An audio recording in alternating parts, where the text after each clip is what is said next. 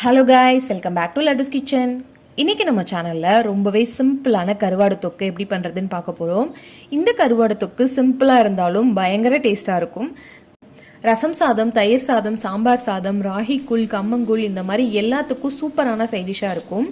இந்த கருவாடு தொக்கு எப்படி பண்ணலாம் அப்படின்றத பார்க்குறதுக்கு முன்னாடி நம்ம சேனல் நீங்கள் ஃபர்ஸ்ட் டைம் பார்க்குறீங்கன்னா மறக்காமல் நம்ம சேனல் லட்டுஸ் கிச்சனுக்கு சப்ஸ்கிரைப் பண்ணி பக்கத்தில் இருக்க பெல் ஐக்கானை கிளிக் பண்ணி வச்சுக்கோங்க. வாங்க வீடியோக்குள்ளே போகலாம்.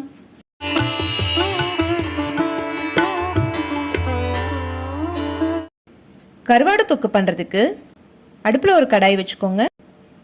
கடாய் சூடானதும் 1.5 டேபிள் ஸ்பூன் அளவுக்கு எண்ணெய் சேர்த்துக்கலாம். எண்ணெய் காஞ்சதும் 1 டேபிள் ஸ்பூன் கடுகு பொரிஞ்சதும் ஒரு கொத்து கருவேப்பிலை, ஒரு பெரிய சைஸ் வெங்காயம் இந்த மாதிரி குட்டி குட்டியாக கட் பண்ணி வச்சுருக்கேன், அதையும் சேர்த்துக்கலாம். இதை நல்லா வதக்கிக்கோங்க. வெங்காயம் ஓரளவுக்கு ஆஃப் குக் ஆயிடுச்சு. இந்த ஸ்டேஜில் மீடியம் சைஸில் 2 தக்காளி இந்த மாதிரி குட்டி குட்டியாக கட் பண்ணி வச்சுருக்கேன், அதையும் சேர்த்துக்கலாம். சேர்த்து நல்லா வதக்கிக்கோங்க. இந்த டிஷ்க்கு தேவையான அளவு உப்பு சேர்த்துக்கலாம். இதை நல்லா வதக்கிக்கோங்க. வெங்காயம் தக்காளி ரெண்டும் நல்லா வதங்கி வந்துருச்சு. இது கூட 1/4 டேபிள் ஸ்பூன் அளவுக்கு மஞ்சள் தூள், 1 டேபிள் ஸ்பூன் அளவுக்கு மிளகாய் தூள், இதோட பச்சை ஸ்மெல் போற வரைக்கும் நல்லா வதக்கிக்கலாம். அவ்வளோதான். இது கூட நான் க்ளீன் பண்ணி வச்சிருக்க கருவாடு சேர்த்துக்கிறேன். இதோட தலை வால் எல்லாம் கட் பண்ணிட்டு நல்லா சுடு தண்ணியில் வாஷ் பண்ணி எடுத்திருக்கேன். இந்த கருவாடை இது கூட சேர்த்துருவோம்.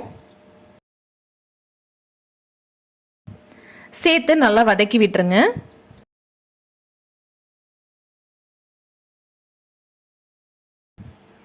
கருவாடு வேகிறதுக்காக 1/2 கப் அளவுக்கு தண்ணி சேர்த்துக்கலாம். தண்ணி சேர்த்து நல்லா மிக்ஸ் பண்ணிடுங்க. இப்போ ஒரு மூடி போட்டு 7லிருந்து 10 நிமிஷத்துக்கு நல்லா வேக வச்சுக்கலாம். பாருங்க, இப்போ 10 நிமிஷம் ஆயிடுச்சு. நம்ம இதை ஓப்பன் பண்ணி பார்ப்போம். பாருங்க, இதில் இருக்க தண்ணியெல்லாம் ட்ரை ஆயிட்டு கருவாடு சூப்பராக வெந்துருச்சு. இந்த ஸ்டேஜில் நம்ம அடுப்பு ஆஃப் பண்ணிக்கலாம்.